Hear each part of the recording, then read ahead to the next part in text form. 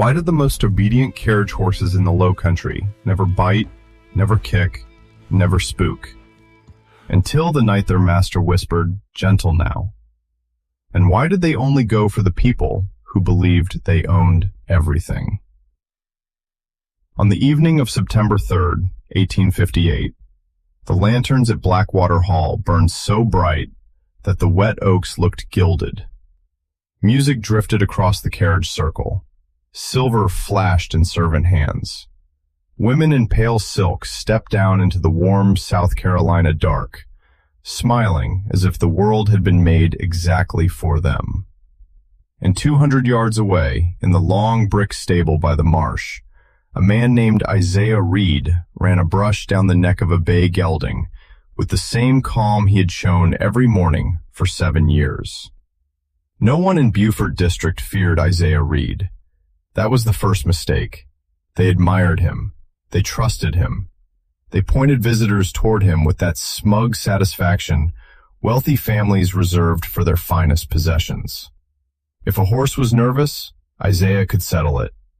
If a colt was wild, Isaiah could soften it. If a carriage team was stubborn, Isaiah could make it move as if it had one mind. People said he had a gift in his hands. They never guessed the gift was in his voice. Before supper, before the orchestra, before the first glass of champagne was raised to Miss Eleanor Vance and her northern fiancé, Isaiah stood in the aisle between 23 stalls and checked every strap, buckle, chain, and hinge. He touched each horse once, sometimes twice.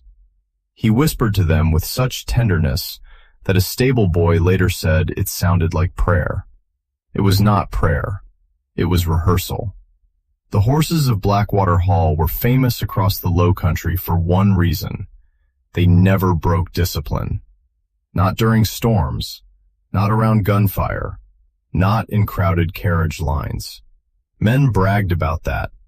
They bragged the way cruel men always bragged about control, confusing obedience with loyalty. Isaiah had helped build that reputation. For years, he had made the Vance family richer and safer and prouder. Their matched grays won attention on every public road. Their black stallion drew breeding fees from 3 counties.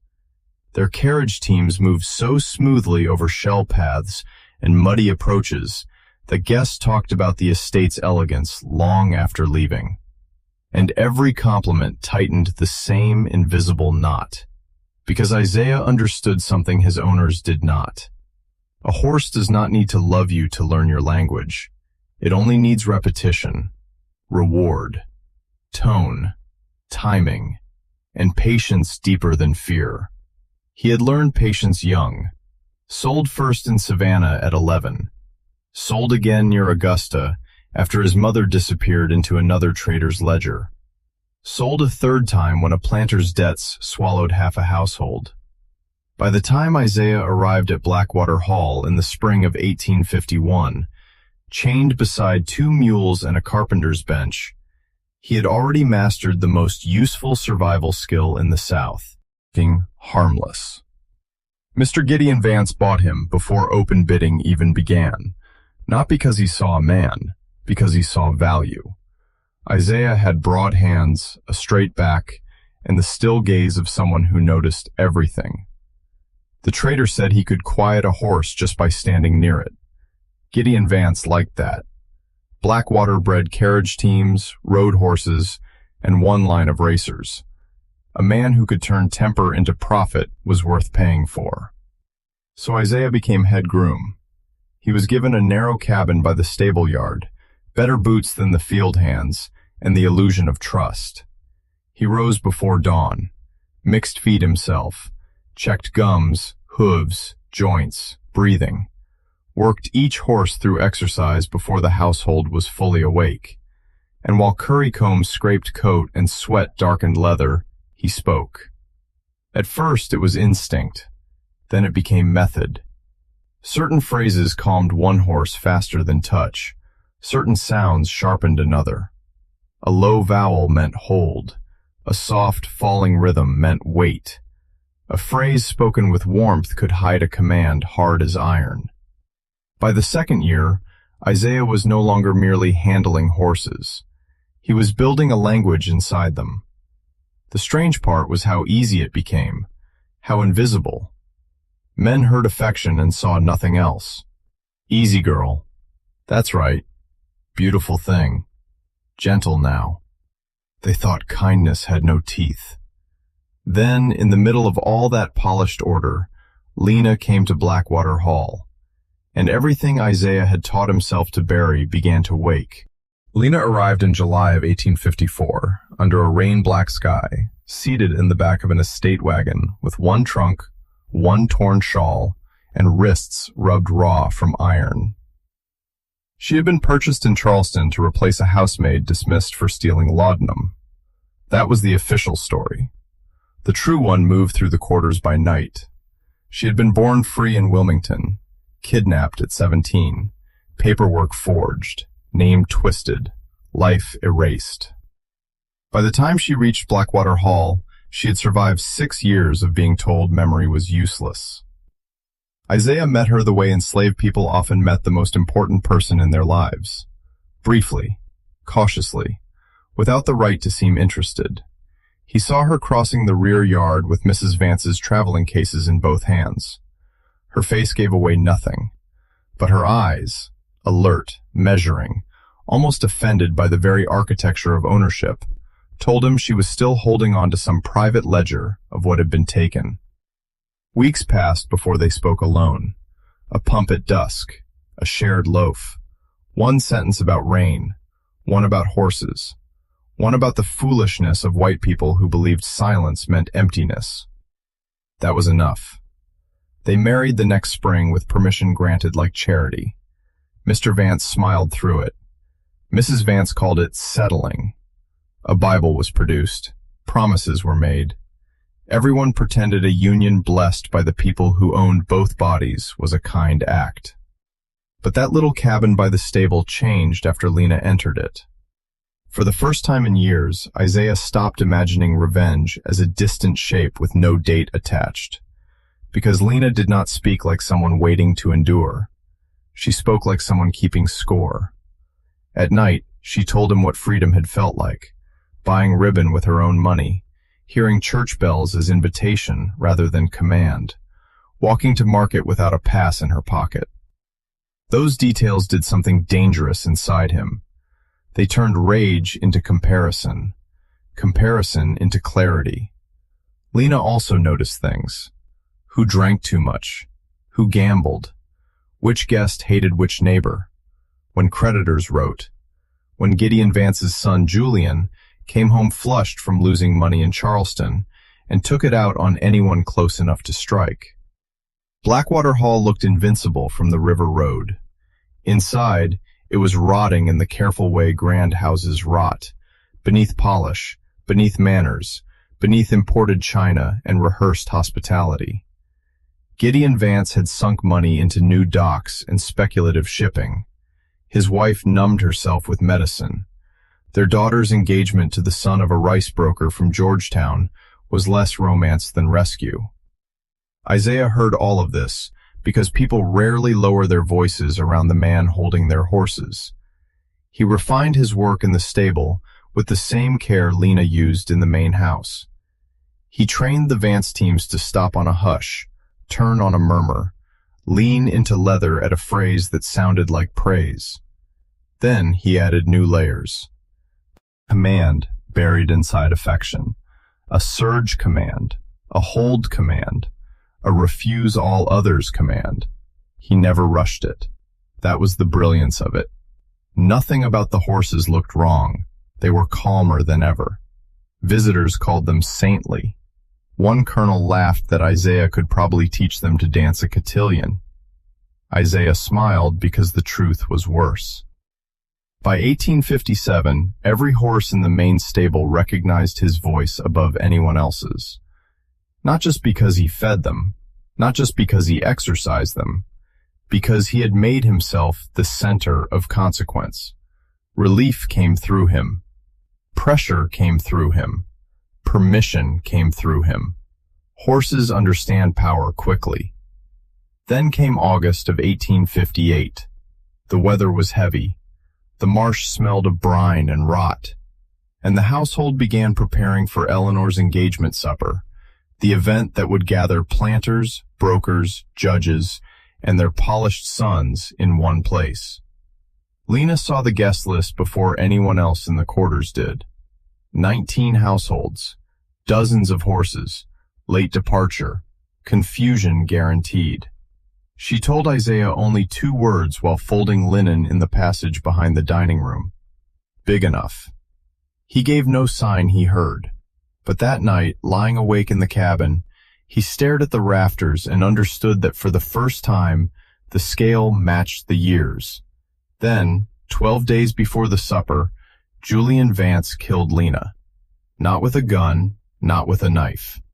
With the casual fury of a man certain the world would carry no bill to his door. And after that, every soft phrase in the stable became something else. It happened just after sunset on August 22nd. A private dinner, 6 guests. Too much whiskey in Julian Vance and too much grievance curdled inside him. Lena was carrying a tray of glasses through the side hall when Julian stepped into her path. Whether he meant to frighten her or simply needed to hurt something did not matter. He struck the underside of the tray with his riding switch. Crystal burst across the wallpaper. Wine ran down the plaster like blood. The house went still for 1 second. Then Julian smiled. That smile was the true beginning. He called her stupid, then slow, then useless. When she bent to gather the broken stems, he hit her across the shoulders. Once. Twice. Again. A guest turned away. Another laughed nervously. Mrs. Vance said, "Not here." Not because Lena was suffering, but because the noise might upset supper. Julian kept going. By the time 2 kitchen women dragged Lena into the rear passage, her breath had gone shallow and wet. No doctor came, no preacher, no law. Isaiah was told after dark by a boy from the smokehouse who could barely force the words out. He crossed the yard without running. People remembered that later. How calm he looked. How empty.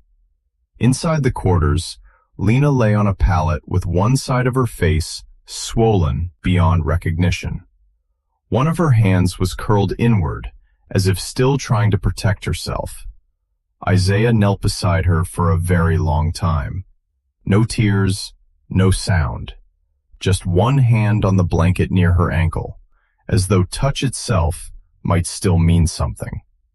When he finally rose, the others expected grief to break him open. Instead, it closed him. That was more frightening. The next morning, Gideon Vance approached him outside the harness room with the grave politeness wealthy men use when apologizing for the weather. He said Julian had been drinking. He said tempers had gotten away from everyone. He said Lena had always been delicate. And then he said the sentence Isaiah would remember more clearly than the day of her burial. We must not let one ugly domestic scene disturb the household before Eleanor's celebration. One ugly domestic scene. Isaiah bowed his head because survival had trained his body, before revenge retrained his soul. That night, he started counting. 11 days until the engagement supper.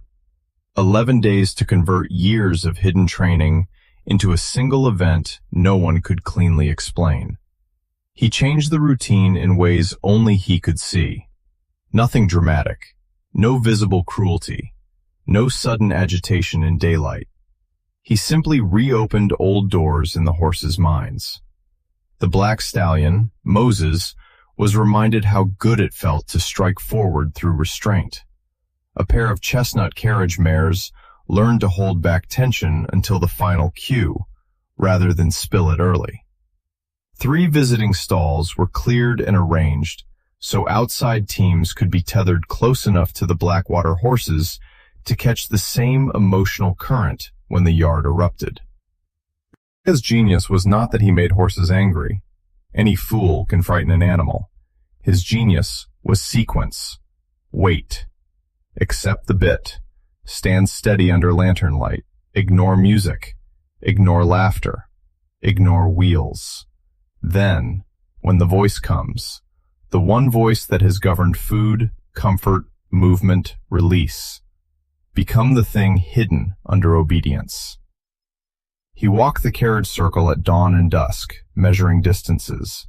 From the front steps to the main live oak, from the oak to the side lane, from the lane to the stable gate. He needed panic to look random while moving with direction. He knew who would likely be standing where when the first departures began. Elderly guests near the first carriage. Gideon near the drive, supervising. Julian restless and drunk by the porch columns. Eleanor and her fiancé somewhere visible, because happiness among the wealthy always requires an audience. A week before the supper, one stable helper mentioned the horses seemed unusually alert at night. Isaiah answered easily. Storm pressure, he said. The marsh always put a charge in them before rain. No one questioned him. That was the power he had spent 7 years earning. By the final 3 days, the horses watched him differently. Not wild, not frightened, ready. And Isaiah, who had once dreamed only of escape, realized he no longer wanted distance. He wanted a memory sharp enough to live where these people had lived. He wanted Blackwater Hall to become a story told in lowered voices. He wanted the sound of gentleness to mean dread. On the morning of September 3rd, the house woke radiant. By midnight, Isaiah intended to teach it another language. The engagement supper began at 6, with violin music on the gallery, and ended, as grand southern evenings often did, in layers. First toasts, then dinner, then cards for the men who did not dance, then more drink, then the long drift toward departure, when servants fetched cloaks and coachmen found reins in the dark. Blackwater Hall glowed against the marsh like a lantern ship. Carriages lined the shell drive under live oaks thick with moss. Drivers smoked and muttered near the yard wall. In the stable aisle, Isaiah moved with almost unbearable calm. He checked each visiting team personally. A dapple gray pair from Georgetown, 2 broad Tennessee bays, a nervous black mare from Savannah who rolled one eye at every burst of laughter from the house. He touched them all, watered them, settled them, and quietly placed them inside his circle of authority.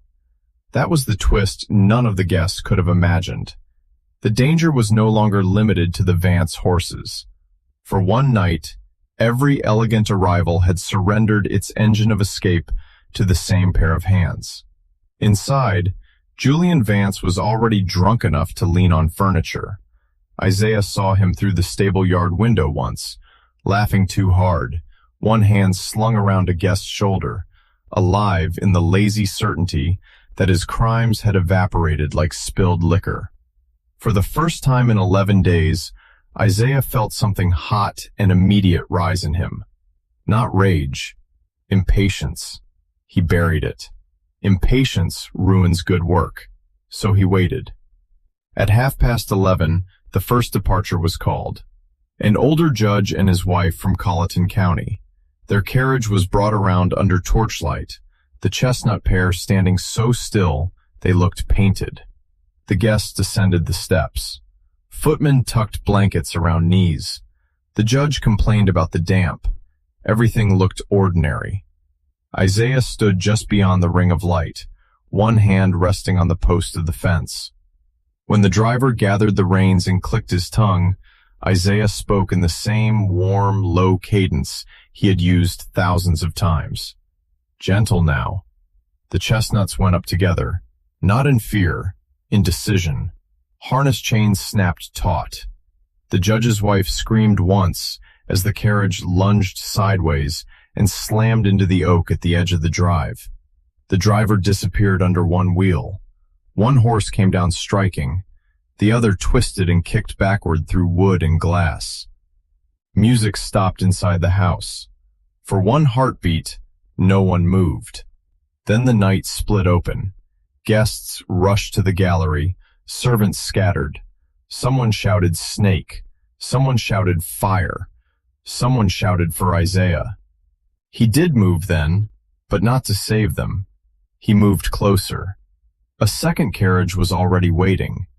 Its gray pair began to fret at the smell of blood, at the splintered harness, at the electric terror pouring across the drive. The coachman fought for control. Isaiah gave him one glance, then spoke again. "That's right. Gentle now." The grays surged straight into the crowd clustered by the steps. What followed never made sense to the survivors because it was too focused to resemble panic and too chaotic to resemble design. A woman in blue silk fell under the pole of an overturned carriage. A broker from Georgetown was crushed against the stone edge of the fountain.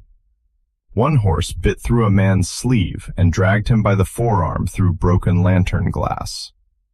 And then came the small reveal that turned disaster into judgment. Isaiah opened the side gate. Moses, the black stallion, shot into the drive like a thrown shadow. So did the Vance carriage team. And for the first time that night, the horses stopped scattering and began choosing. Gideon Vance shouted Isaiah's name. Julian grabbed a pistol from somewhere near the hall table and stumbled down the steps. Eleanor froze in the doorway beside her fiancé, white with disbelief. The yard had become a storm made of leather, iron, breath, and hooves. But inside the storm, Isaiah's voice still moved like a blade. And now he turned it toward the people who had mistaken ownership for safety. Gideon Vance was still calling orders when Isaiah faced him across the smashed drive. The old man looked less afraid than offended, as if the greater crime was disorder, as if death itself had breached etiquette. "Read!" he shouted. "Control them!" For 7 years, Isaiah had done exactly that. Now he gave one final lesson. "That's my good ones," he said softly. Moses heard him first. The stallion drove forward, ears flat, and struck Gideon square in the chest. The old man fell backward across the shell path. Before he could rise, the stallion came down again. The sound ended all argument. Julian fired once. The shot clipped a lantern and sent oil flames spinning across the gravel. Horses screamed. Guests scattered deeper into the dark. Julian tried to cock the pistol again, but whiskey had slowed him. One of the Tennessee bays hit him from the side and folded him into the base of the porch steps. Then the Vance carriage pair reached him.